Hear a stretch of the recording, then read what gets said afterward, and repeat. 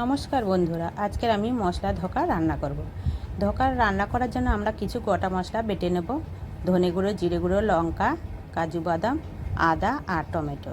এবার কড়াইতে একটা তেল দিয়ে দিলাম। দেওয়ার পর একটু তেল গরম হয়ে যেতে ধোকার গুঁড়োটা দিয়ে দিলাম। দিয়ে ভালো করে নাড়িয়ে তারপরে গরম জল দিয়ে দিলাম। দিয়ে একটু শক্ত মণ্ড করতে হবে।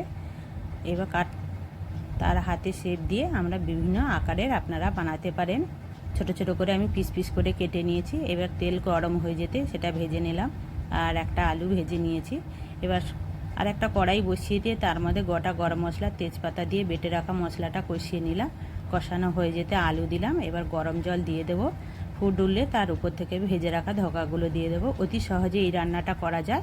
হয়ে আসলে আপনারা ঘি অথবা গরম মশলা দিয়ে নামাতে পারবেন। আমাদের হয়ে যাওয়ার পর আমরা গরম মশলা আর কিছু কুচানো ধনেপাতা দিয়ে নামিয়ে নিলাম।